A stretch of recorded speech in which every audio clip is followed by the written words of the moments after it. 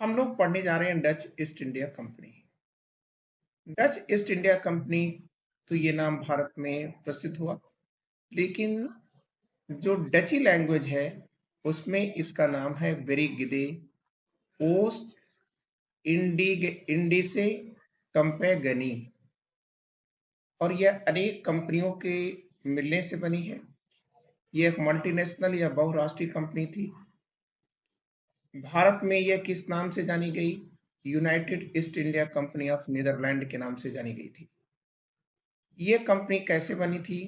तो आप कहोगे कि यह कंपनी डच संसद, ये देखिए ये डच संसद दिखाया जा रहा है, और ये जो डच संसद है इसका नाम क्या है? Status general. नीचे लिखा हुआ है स्टेटस जनरल। और ये कंपनी इसी डच संसद की अनुमति को प्राप्त करने के बाद बनाई गई थी। इसमें कुल पैसा कितना लगाया गया था? 65 लाख गिल्डर। ये गिल्डर क्या है? तो आप कहोगे कि डच की मुद्रा है, ये डची है, डच मुद्रा है। अब ये जो कंपनी है United East India Company of Netherland, इसका कोई ना कोई संस्थापक तो होगा, फाउंडर तो होगा, और वो फाउंडर कौन है? जोहान वान थे। तो डच स्टेटस जनरल ने या डच की संसद ने ये जो कंपनी है United East India Company of Netherland, इसे 21 वर्षों तक व्यापार करने का निर्देश दिया था। ईस्ट के साथ 21 वर्षों तक आप व्यापार कर सकते हैं, लेकिन धीरे धीरे धीरे करके इसको बढ़ाया जाता रहा, और अंतिम रूप से यह कंपनी कब तक चलती है? 31 दिसंबर 1799 को यह कंपनी, ठीक है, समाप्त हो जाती है। मतलब इतना इसका लाइफ स्पॉन है। क्लियर? तो मतलब 1602 से लेकर के और 1799 ईस्वी, ये इसका पूरा जीवन काल है। 1602 में एग्जैक्टली आप डेट लिखना चाहें तो लिख सकते हैं 20 मई 1602। तो 20 मई 1602 को यह कंपनी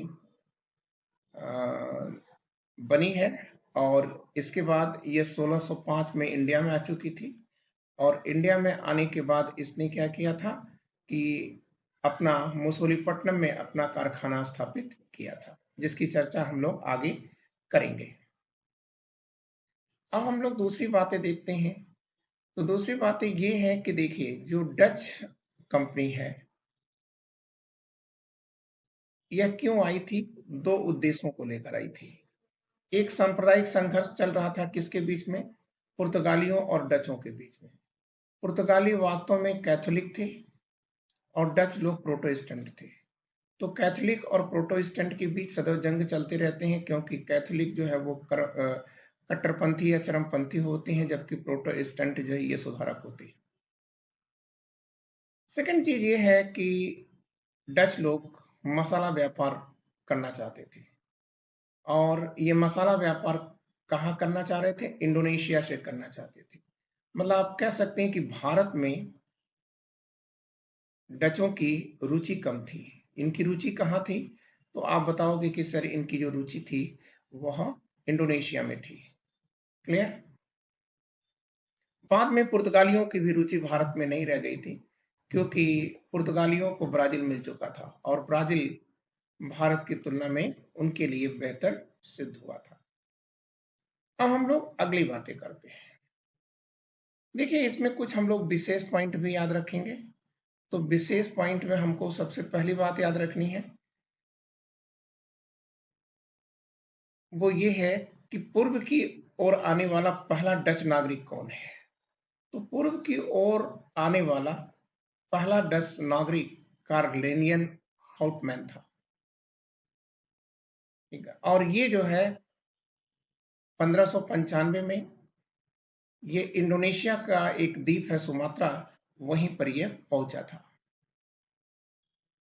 अगली बात हमको देखना है कि ये देखिए, ये जो आप देख रहे हैं ये दिखाया जा रहा है मुसोलीपट्टनम। अब ये मुसोलीपट्टनम की लोकेशन क्या है? तो मुसोलीपट्टनम की अगर हम लोकेशन देखना चाहें तो हम इस तरह से आएंगे। यहाँ पर आंध्र प्रदेश आ रहा है, और आंध्र प्रदेश में ही है मुसोलीपट्टनम। तो डचों की जो पहली फैक्ट्री है ये दिखाई गई है। डचों की ये पहली फैक्ट्री है और डचों ने अपनी पहली फैक्ट्री यही मसूलीपट्टनम में स्थापित किया था। इनकी दूसरी जो फैक्ट्री थी वह पुलिकट में स्थापित हुई थी। अब ये पुलिकट कहाँ है?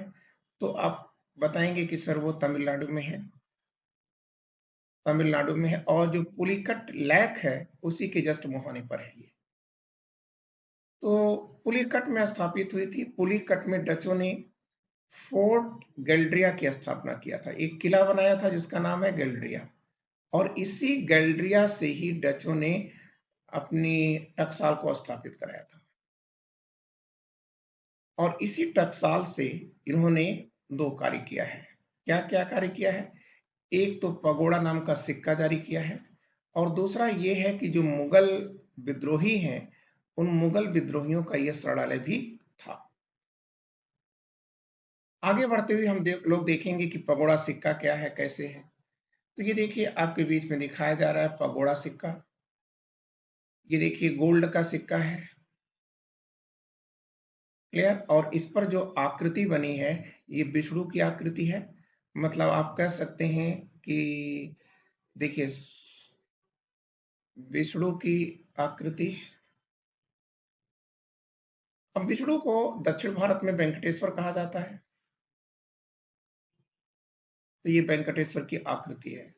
फिर कह रहा है कि 1690 तक डचों का मुख्यालय पुलिकट में ही था। ठीक है, ये चीज आप याद रखिएगा कि 1690 तक डचों का मुख्यालय पुलिकट था। 1690 में ये बदल जाता है और कहाँ आ जाता है? तमिलनाडु के नागपट्टनम में आ जाता है। क्लियर। अब आगे हम लोग देखें तो हमारे सामने ये कुछ चित्र दिखाया जा रहा है कि डचों ने यहाँ क्या कार्य किया। तो डचों ने देखिए यहाँ से कपड़े का व्यापार किया है। कौन सा कपड़ा है? ये सूती कपड़ा है। ये देख रहे हैं आप, ये कॉटन दिखाया जा रहा है, बिनौला दिखाया जा रहा है। क्लियर।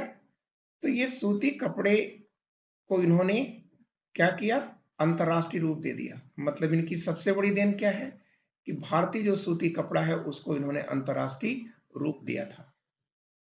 क्लियर।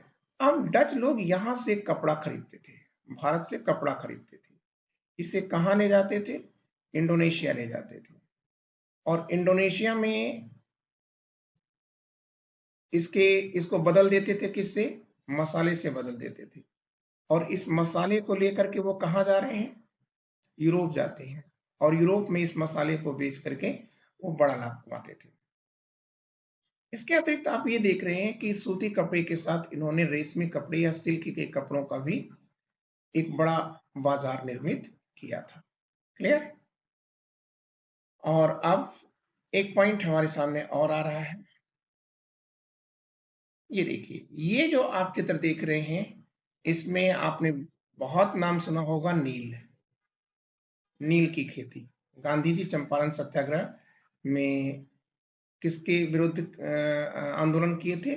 इसी नील की खेती के विरुद्ध आंदोलन किए थे। तो देखिए डच लोग जो मुसोलीपट्टनम का जो किला है, इसी मुसोलीपट्टनम के किले में जो कि इनकी पहली फैक्ट्री है, लिख रहा है कि डचों की जो पहली फैक्ट्री है मुसोलीपट्टनम, यहां से डच लोग नील का व्यापार करते थे। क्लियर। अब ये नील क्या है? तो आप याद रखेंगे कि ये रंगाई के काम में आता है। क्लियर। आज भी जब हम साबुन का प्रयोग करते हैं, कपड़ा धुलने का साबुन प्रयोग करते हैं, तो ये साबुन कर होता क्या है कि अपना एक पीले रंग का प्रेसिपिटेट छोड़ जाता है और छेप छोड़ जाता है। तो इस पीले रंग को सफेद में, चटक सफेदी में बदलने के लिए नील को डाला जाता है। तो ये पीला और ये नीला, ये दोनों रंग जब मिलते हैं तो एक तीसरा रंग बनता है जिसे सफेद रंग कहा जाता है। क्लियर। तो इन्होंने नील का व्यापार यहीं से किया है। कहां से? मुसोलीपट्टनम से। अब आप आगे आइए। आगे कुछ फैक्ट दिए गए हैं जिसे आपको याद रखना होगा। देखिए डचों ने 1605 में कौन सी फैक्ट्री स्थापित किया था? मुसोलीपट्टनम में। 1610 में उन्होंने पुलिकट में स्थापित किया था। 1616 में सूरत में, 1641 में बिमलीपट्टम में, 1645 में करिकॉल में, 1653 में चिंसुरा में और 1663 में इन्होंने कोच्चि में फैक्ट्री की स्थापना किया था। तो ये आपको क्रम बनाने के लिए दे सकते हैं, मिलान करने के लिए दे सकते हैं। अगला, अब जो डच लोग हैं इनको मुगलों ने क्या दिया था? तो डचों को सुविधा देने वाला पहला बादशाह है जहांगीर। तो जहांगीर के फरमान से इनको क्या हुआ? पश्चिम तट से व्यापार करने की अनुमति मिल गई। ये आप कह सकते हैं कि कैम्बे, यहां लिखा भी है, जहांगीर ने बुरहानपुर से कैम्बे कैम्बे और कैम्बे से अहमदाबाद तक टोल टैक्स फ्री कर दिया था। तीसरा पॉइंट है, शाहजहां ने इनको क्या दिया? जहांगीर ने तो इनको ये दो चीजें दिया। शाहजहां ने इनको क्या दिया? सोरा या साल्ट पीटर की व्यापार की अनुमति दिया था। सोरा और अफीम का व्यापार डचों ने किस स्थान से किया था? तो आप कहेंगे कि सर इसके लिए उन्होंने सदैव, ठीक है, बंगाल को चुना था। अब ये जो सोरा या साल्ट पीटर है, इसका प्रयोग बम बनाने में भी आज किया जाता है, बम। ठीक है। चौथा जो पॉइंट है वो है कि 1642 ईस्वी में बादशाह शाहजहां ने पिपली से आगरा के बीच टोल टैक्स से अंग्रेजों को छूट दे दिया था। एक पॉइंट आप और कर लें कि औरंगजेब ने इनको क्या दिया था? तो इनसे जो है 3.5% से ज्यादा टैक्स न लेने का निर्देश दिया था। क्लियर? अब अगला पॉइंट देखते हैं हम लोग कि डचों का पतन क्यों हो गया। तो देखिए, जो डच कंपनी है वो एक सरकारी कंपनी थी। जब ये सरकारी कंपनी थी तो यहां सभी सेवक थे, ये आप कह सकते हैं कि कर्मचारी थे, वेतनभोगी लोग थे।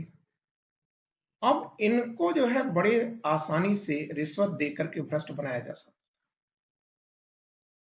क्लियर? तो भ्रष्टाचार और रिश्वतखोरी के कारण यहाँ के जो कर्मचारी हैं, यह अंग्रेजों का सामना कर पाने की स्थिति में नहीं रहे।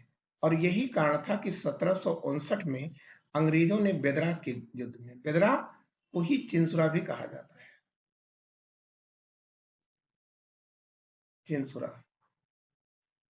तो बेदरा या चिंसुरा के युद्ध में, ठीक है, किसके किसके बीच में हो रहा है? डच और अंग्रेजों के बीच ये युद्ध हुआ था, जिसमें डच क्या हुए?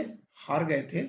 और इसी के साथ उनका भारतीय जो राजनीतिक और व्यापारिक क्षेत्र है, उससे उनका प्रभाव समाप्त होता चला गया और सीधे 1799 में जाते जाते, ठीक है, डच स्टेटस जनरल ने इनकी समाप्ति की घोषणा कर दिया था। Thank you, wishing all luck.